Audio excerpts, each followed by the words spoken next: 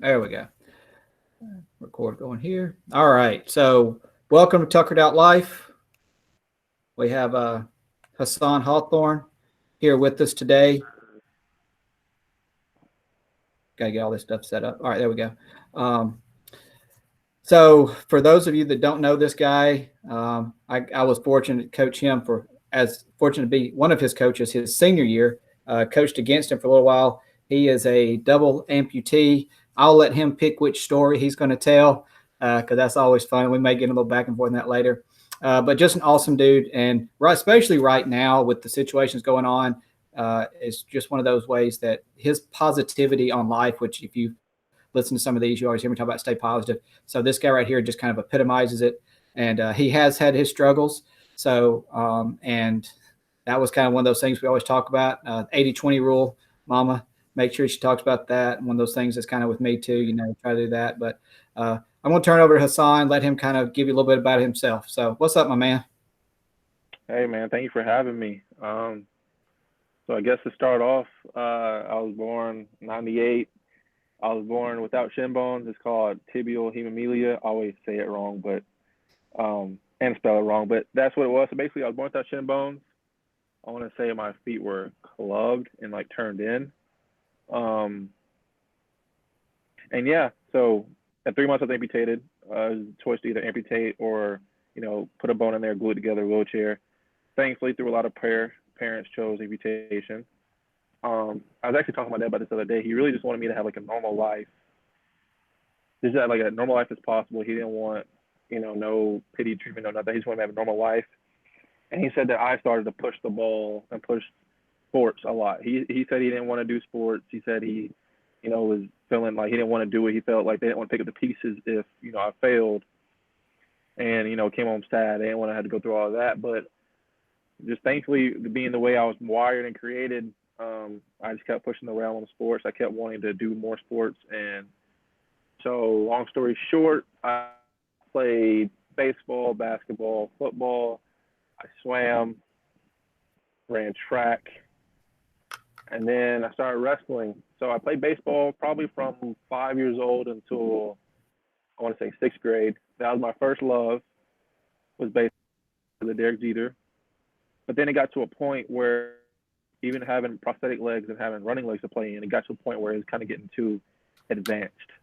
Um, the way it worked with my running legs is in the batter's box, it's all about balance and timing. So I'm literally, and then when the pitch would come, I would stop and then swing, which worked out pretty well. But if you want to be successful in a sport and getting up to when pitchers are throwing 90 plus at your head, I was like, it ain't really gonna work out. And I kind of started throwing my shoulder out because due to prosthetics, I wasn't really taking the initial step needed. I was kind of just planning and throwing.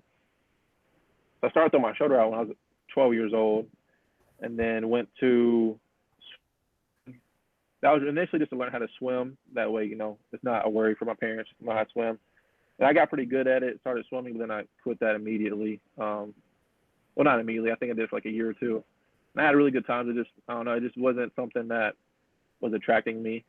I like physical stuff. I like to be able to be physical, and I just for me it wasn't it. And then I started running. That was fun. Growing up, I just like to wear my running legs. When I finally got them, I broke them literally. And then next thing you know, they're broken. But being able to run to this day is still what I want to do. Played football. My dad was the football coach for our park team. One year I was like the manager, fifth grade, and then sixth grade I decided to play. And I was not even 100 pounds soaking wet playing defensive line, getting laid on. So I was like, and during that time I was like, look, I need to find a sport I could succeed in because I was really competitive. And I just like sports, but I hated losing. And I was like, I'm over it. Like I need something I could win in and compete in. And then through two of my closest friends, they wrestled, and I went to spend the night at their house one weekend, hang out with them, and then they had a wrestling tournament that weekend. So I went, I watched it, and I thought it was pretty cool. And I ended up seeing one of my teammates actually from high school, Giovanni. He was there, him and his dad. So it was cool to see a familiar face other than my two friends. And then just watching the tournament, I was just sitting there kind of chilling. And then they're doing like handstands and forward rolls and cartwheels for warm ups. I was like, I could do that. So I asked if I'd go out there and just do it with them, just joke around. I started doing it with them. I was like, okay, I kind of feel like myself here. And then I told my dad I want to wrestle, and then we ended up going to a Warrior Wrestling Club, started wrestling. I got beat up the first day, and then I fell in love with it. And to this day, I'm still wrestling. So now I'm a student athlete wrestling in college at Hastings College. So I guess you could say it worked out.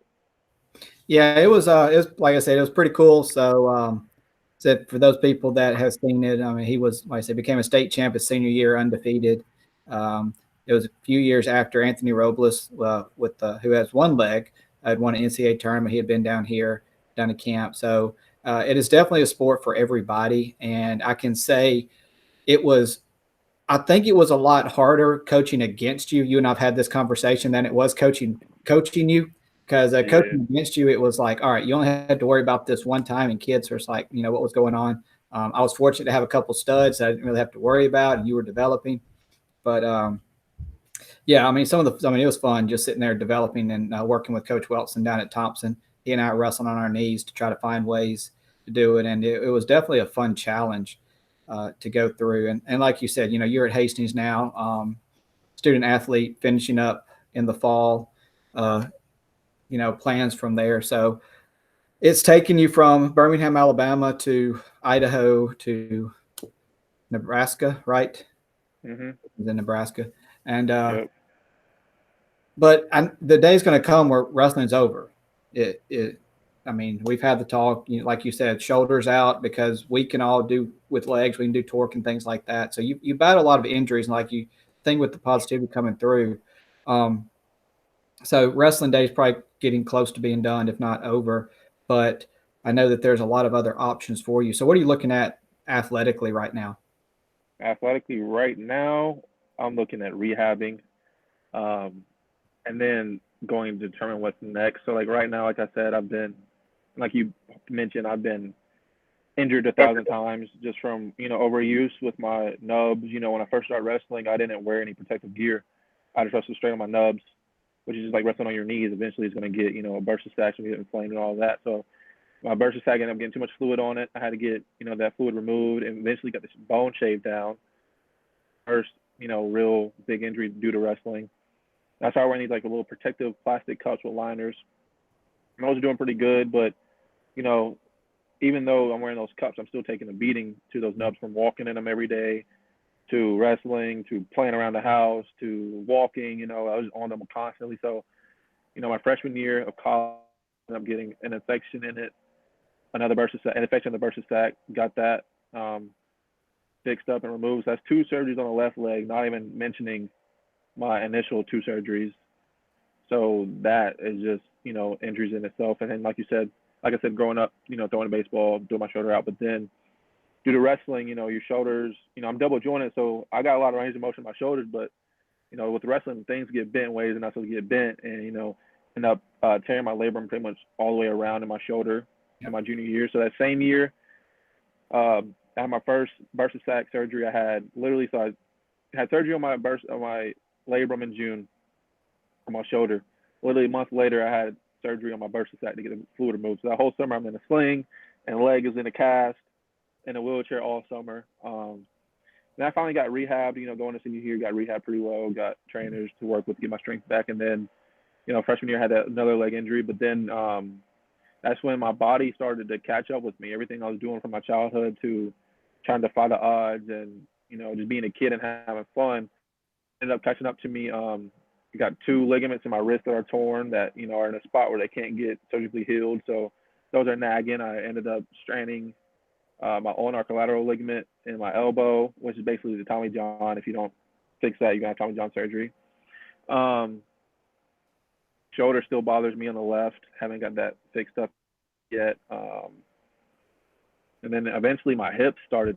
So right now, that's the huge thing right now is, last season in North Idaho, I had a pretty good season, but then the hips started acting up. I had bursitis in both hips, and then ended up tearing my groin at the end of the season. And then now I have a partial tear in my labrum in my hip. So right now, I know I kind of went on a little rant, but right now, my goal is to really just rehab. I want to get healthy again. And then I'll probably try to figure out what I want to do. I want to, sports has always been a huge part of my life, so I probably will stay around sports, maybe coach a little bit. But right now, I'm gonna try to get healthy, rehab. Hopefully finish the season out. I think this might be the first time I ever don't care about how I do. I just want to have fun again and like a kid. Um, so after the season, like I said, I'll probably rehab. I think I may get back into some Paralympic stuff, maybe Paralympic track, something like that. But I do know I want to get back into that world of Paralympics and just helping kids, all kids. It does not matter. But definitely, I want to stay around sports. And then I'll probably end up getting my master's in sports psychology. So that's the huge next step. I've been thinking about that actually. Um, so yeah, just rehab, masters, and then we'll see what's next.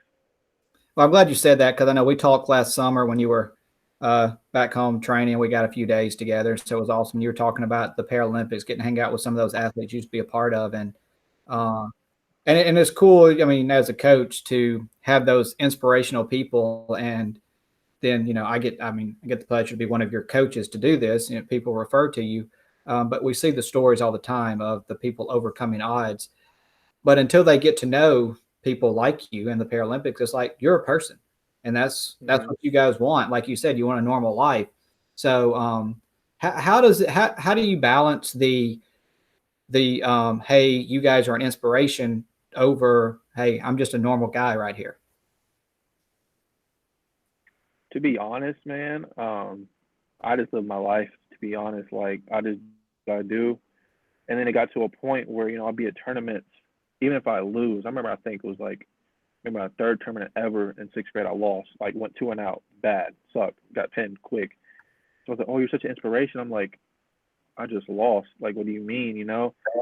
And then, as tournaments go on, as I can continue to do better, even in baseball, basically all sports, it was like, "Oh, you're an inspiration." And honestly, until recently, maybe last year or the year before, I didn't really realize I was.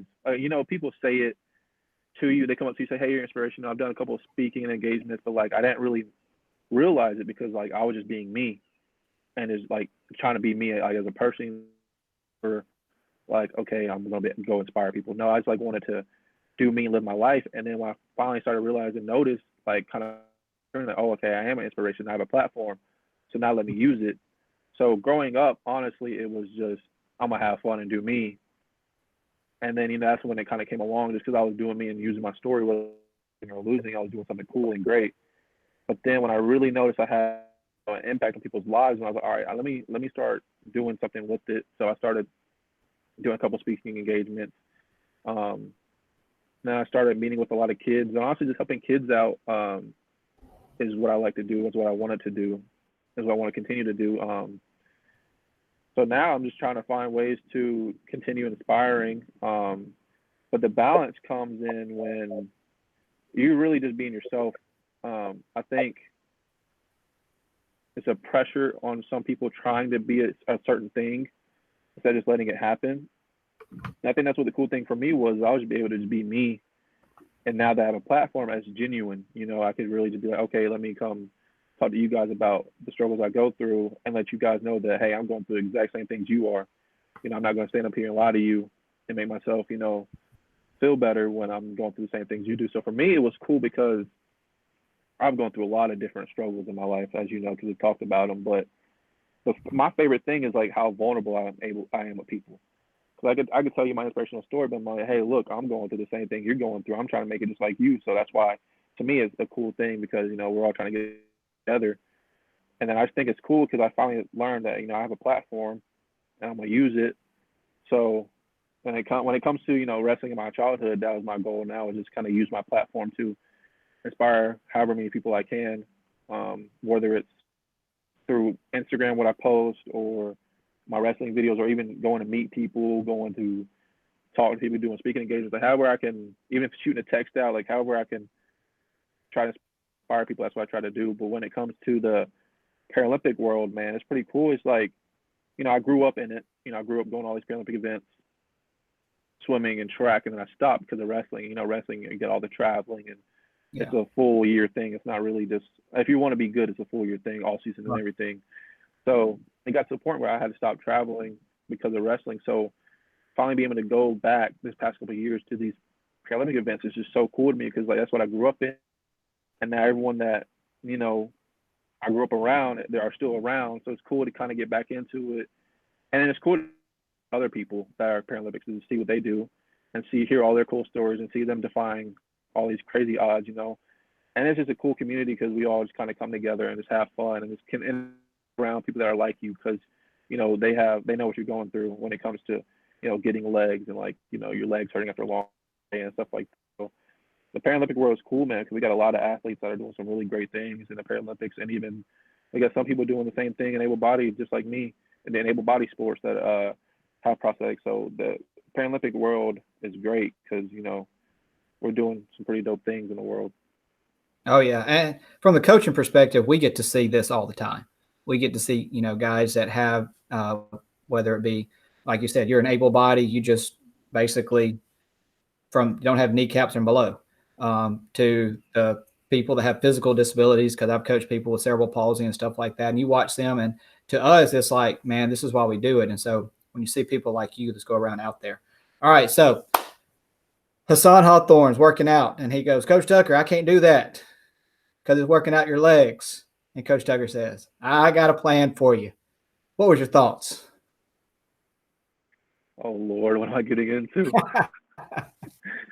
Oh man, you yeah, yeah. I think we were on the track that day, maybe on the field. I was like, oh, y'all have fun with those squats. And he starts laughing. I was like, what are you laughing at? You know, I'm funny, but not that funny. And he's like, I got something for you. I was like, oh, okay, handstands, whatever. No, man, this man be doing squats with no legs. I don't know how that works, but yeah. Now No, it's like legitly thrown into every workout I do now because of that. And I hate them, but they're good. we had to adjust, man. We had to figure out. I mean, that's part of life, as you know. I mean, you live it. You got to figure out ways to do it. And you know, one of your weaknesses when I got here was just that lower body, lower core. And so, hey, we had to find ways to do that. All right. Which So, I appreciate. yeah, man, that's what it's all about. All right. What's the best joke you've ever done with your legs? Because I mean, heck, if you guys don't follow him, we'll get him to get you his stuff here in a little while. But he's done some pretty cool stuff, some pretty cool jokes. What you got? Best joke. I don't know. I just think the shark attack joke is the best. Like, I'm not the, you know, real prankster where like I'm gonna leave my leg somewhere and I'm gonna end up popping out somewhere random. I'm more of the, you know, what happened to your legs? I'm gonna tell you whatever I feel like telling you. Um, Actually, no. The best one I've ever done is we had a wrestling camp at my junior college, and some kids would come up and practice with us, and they were young, like some toddlers, some like 5 years old or whatever. And this kid just kept staring at me, and he just kept laughing. So I started messing with them, and then I started chasing him around. And he finally goes, "You know what happened to your legs?" And I was like, "I didn't eat my vegetables. Your vegetables." And for me, I just say stuff, and it's just normal. I've just gotten so used to saying stuff. And then they came back maybe a week later to do the same camp, and his dad was like, "Hey man, thank you." And I was like, "Oh yeah, no problem." I thought he was talking about the camp. Like, "Oh yeah, no, it's no problem. You know, we like playing with the kids." It's like, "No, my kid eats his vegetables now." And for me, it's so common. I'm like, "Oh, that's cool. Your kid eats his vegetables." I was like, "Oh wait, I did tell him I didn't eat my vegetables." So it kind of clicked, and it was just funny for me because it had me dying laughing because I forgot. I told him like I just throw stuff out there. So that's probably the best one. That or the shark attack story I always tell, but no one ever believes it. But I mean, it happened. Yeah, shark attacks just the genuine one. So it's kind of funny to stand back knowing you, and people that don't have a clue when you just go off on the tangents. Uh, Yeah, it's fun. so with things like that. All right. So once again, growing up in Alabama, I know your parents are not. You have family up north, and you guys would go visit, Yeah. right? So Michigan, right? Indeed. Well, I got some in Michigan, some in Indiana. They're Okay. kind of scattered up there. So but you grew up down here, and then you traversed Hmm. up to Northwest Idaho. What was the culture shock like? I mean, I love Idaho. We've had this talk. I love out west, but what was the culture shock like? It was a huge culture shock. First of all, the time difference.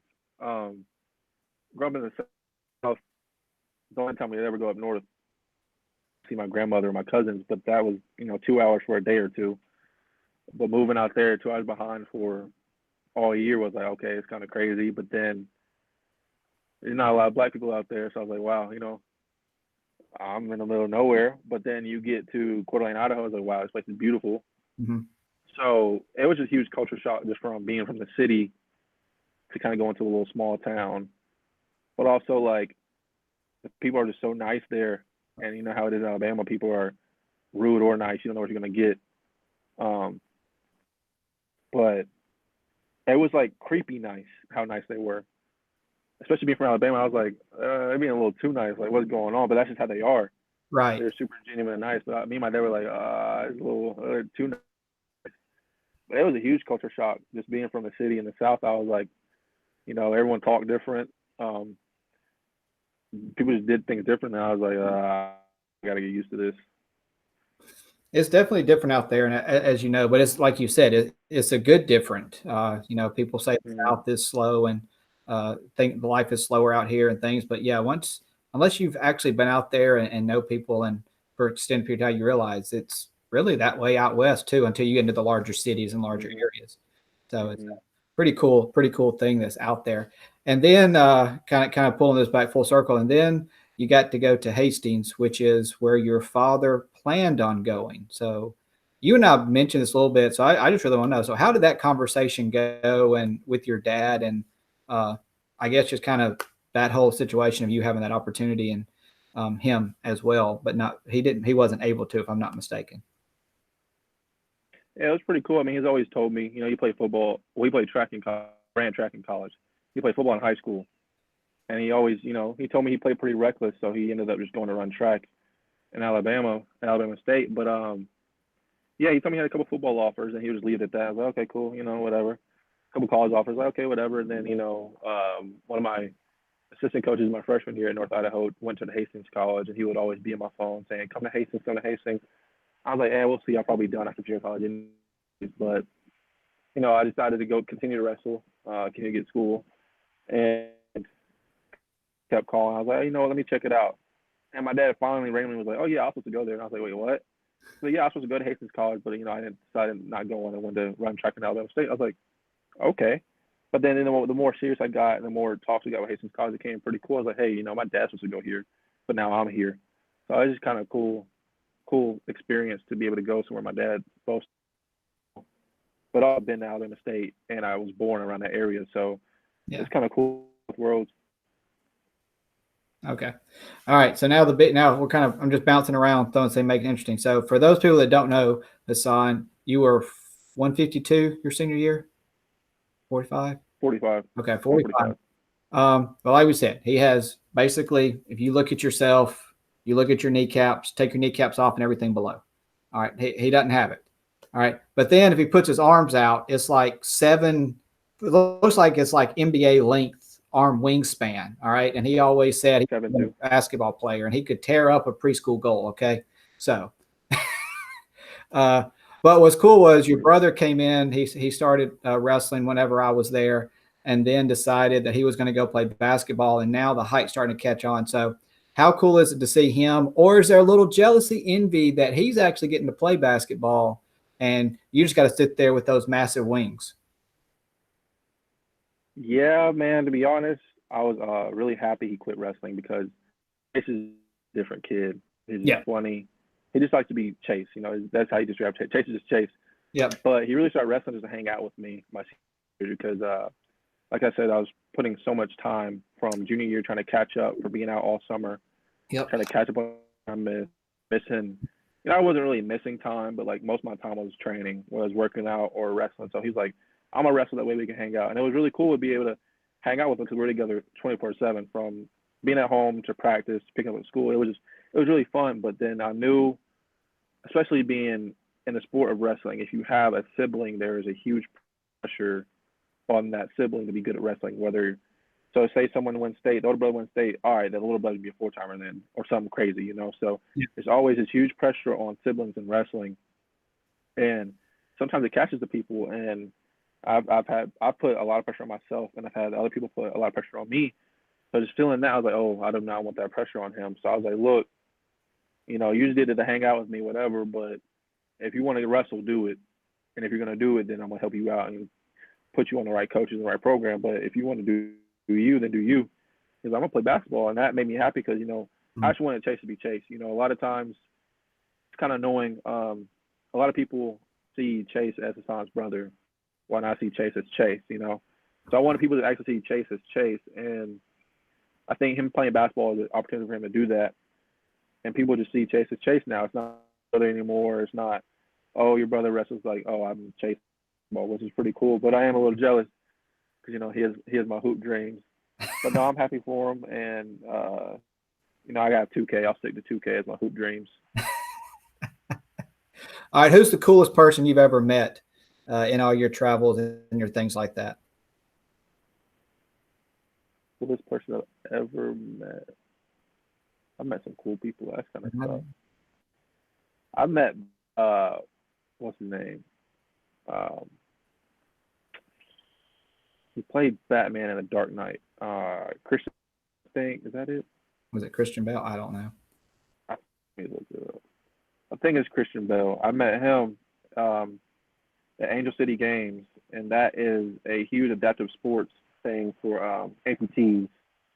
Amputees come from all over. We have a huge event we put on. You can try anything from track to wheelchair basketball, swimming. We have everything for adaptive kids to want to get into the adaptive sports to be able to do Paralympics and stuff like that. But it's in LA, and we have a lot of celebrities come out to help support. And Christian Bale came out, and I saw him on The Dark Knight, and I was like, wait, that's Christian Bale. And then he was a super cool dude, which made it even cooler. And I got to shake his hand and talk to him, take pictures with him. So that was pretty cool. So probably Christian Bale or Brent Metcalf. I got to meet Brent Metcalf last year, Iowa State, and that was pretty cool because growing up watching him on pro wrestling and actually meeting him and talking to him was pretty legit. All right. Well, I'm going to let you wrap it up. Like you said, you want to go into sports psychology. I know you have. You and I have talked about your platform and I do believe it's a fantastic thing, and I've encouraged you to get on these things. So I'm glad to have you. You're going to be joining me and one of my buddies, one of his guys here in a little while, and you got another podcast. Because this is a time, as we're saying, like if you're not making yourself better, which is why I'm doing this, then you're wasting time. Because people always say, I don't have time to do it. Well, it's like the good Lord said. Exactly. So, So I want to kind of let you have the floor here, like your platform. Like we've talked a lot about positivity, 80-20 with me. But if there's something that like you would like for people that listen to this, like if nothing else, just to leave them with, what would it be? So take over, make sure you put out your Instagram account and all that stuff so people can follow you and see some of the good stuff you throw out there. For sure. So first off, my Instagram is Hasaan.Hawthorne. And then my Twitter is at Hasaan152. I haven't changed it since high school, so don't judge the 152 part. But if I had to leave anything, would be definitely try to take advantage of the time we have during quarantine, whether it's journaling or trying new hobbies or whatever to make yourself better. But also kind of to know, just for people to know that I am trying to be a positive light in the world, and I do want to, but I do also have my struggles.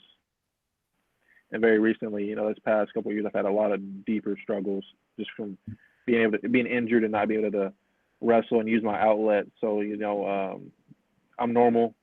Like I said, I'm trying to be a inspiration to people, but I'm also normal. So I also go through a bunch of different challenges with mental health. So just to know that I'm going through it with you guys. I'm not, I don't want to sit here and try to say I never had my dark days because I have 1,000 dark days, especially recently. So definitely that I'm going through it with you guys, and that, using this time is time to journal, read more, try things that, do the things that you didn't have time to do it now.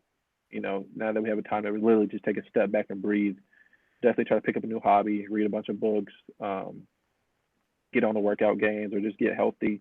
So right now I'm trying to get healthy physically, mentally, and spiritually, day by day, because like I said, I got my struggles and I'm trying to get those figured out, but also take time to, figure out who you are and what you want to do. This is a time to think a lot.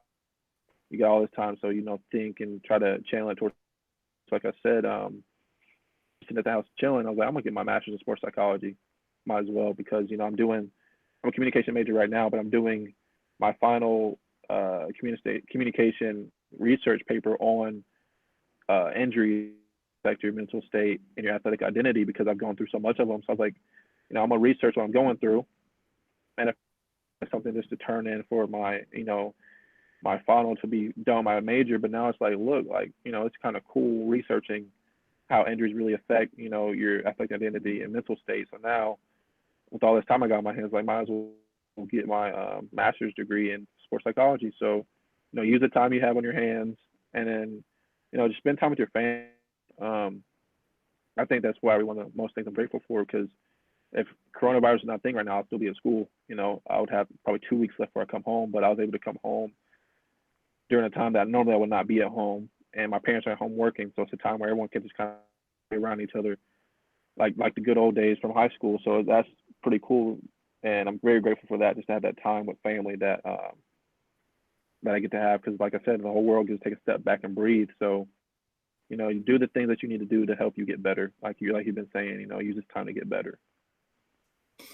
All right. Well, I say that's some good stuff. So I definitely think sports psychology is a great way for you to go with communication and everything else. It definitely opens up that. So I appreciate you being on. Thanks for having me. Yeah, man. So looking forward to seeing you in a second. I say in a second, in about an hour in the bigger group. So have a good day.